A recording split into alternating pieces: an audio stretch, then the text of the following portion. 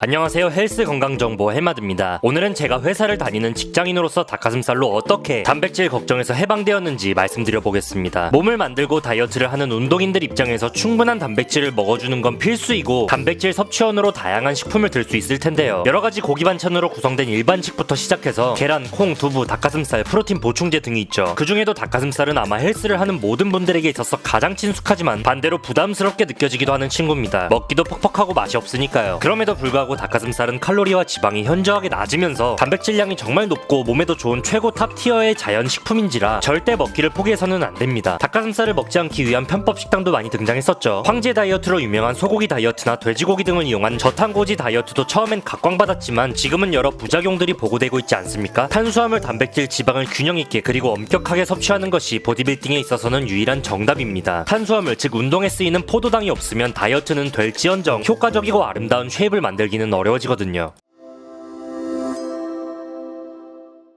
어쨌든 다시 제 얘기로 돌아와서 솔직하게 말씀드리면 저 같은 경우 최근 단백질의 수급 걱정은 전혀 없어졌습니다. 랭킹닷컴 서포터즈나 마이프로틴 앰베서더로 활동하면서 좋은 제품을 찾기 위해 이것저것 직접 구입도 해봐야 되고 때로는 협찬받을 기회도 생겼거든요. 이제는 단백질이 너무 많아서 문제긴 한데 그런데도 꾸준히 챙겨 먹기 어렵고 출근할 때 챙겨가는 걸 까먹어서 닭가슴살이 냉장고에 쌓여있거나 보충제 통에 먼지가 쌓일 때도 많았습니다. 어떻게 보면 배부른 소리죠. 근데 정말로 아침에는 출근 준비하느라 정신없어서 이런 걸 챙길 여력이 없습니다. 직장인 구독자분들은 다들 이해하실 텐데요. 매번 프로틴 가루 통에 담아가고 닭가슴살 삶아가고 하는 게 여간 어려운 일이 아니죠. 그나마 회사에 전자레인지가 있어서 돌려먹는 스팀 닭가슴살이나 수비드 닭가슴살은 들고 가서 간간히 돌려먹고 있긴 해서 다행이긴 합니다. 아무튼 그래서 몇 달 전부터는 프로틴 파우더 통을 회사에 갖다 놓고 간식으로 하루에 한 번 정도 마시고 닭가슴살 같은 경우 전날 미리 만들고 도시락에 싸서 가져가고 있는데요. 처음이 어렵지 습관으로 만들어 두니 더 이상 단백질 부족을 신경 쓰지 않을 정도가 되었습니다.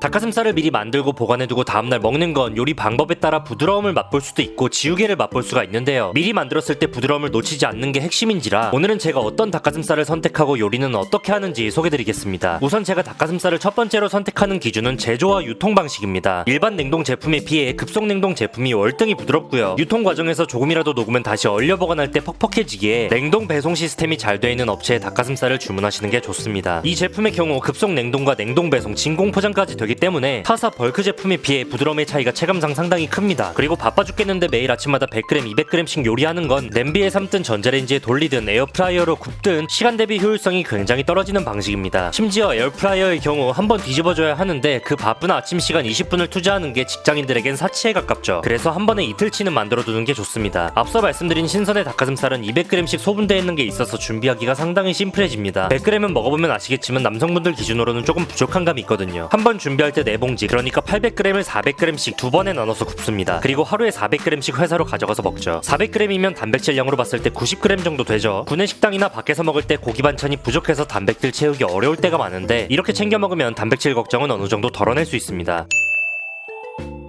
닭가슴살은 해동이 핵심입니다. 천천히 해동할수록 부드러운데요. 냉장실에서 전날부터 천천히 충분히 해동한 게 가장 부드럽고 그 다음은 상온에서 해동, 그리고 전자레인지의 해동 기능을 이용하는 순서로 부드럽습니다. 따라서 귀찮더라도 닭가슴살은 미리미리 해동해두는 습관을 들이면 좋습니다. 여기에 생 닭가슴살을 반으로 잘라 우유에 미리 재워두면 부드러움이 더 커지는데 사실 여기까지는 우유가 아깝기도 하고 이 정도 신경 쓰기는 좀 과한 것 같아서 저는 거기까지는 하고 있지 않습니다. 무튼 하루 전부터 해동시킨 닭가슴살을 한 4등분 정도의 크기로 잘라 에어프라이어에 돌려주시면 끝입니다. 너무 작게 잘라주시면 육즙이 새어나오기 때문에 큰 크기로 잘라주는 거고요. 어느 정도 마이야르 반응이 일어나도록, 즉 겉이 조금은 바삭해질 때까지 구워주시면 좋습니다. 저 같은 경우 180도 8분, 뒤집어서 8분 정도 구워주는 편입니다. 하루 이틀 전에 미리 준비하는 거라 식으면 퍽퍽해질 것 같지만 요리해서 바로 냉장고에 넣어둔 다음날 회사에 가져가서 전자레인지에 30초만 돌려 먹으면 생각보다 괜찮습니다. 구내 식당에서 먹는 거다 보니 간은 반찬으로 해결하면 되고요. 만약 아예 한 끼 식사 도시락을 준비하실 거면 닭가슴살에 더해서 고구마와 소스 그리고 아몬드 몇 줌을 같이 챙겨주시면 좋겠죠. 오늘 영상 내용 유익하셨다면 구독, 좋아요, 알림 설정 부탁드리고요. 헬마드 구독자 여러분, 오늘도 뜨끈하는 하루 되시기 바랍니다.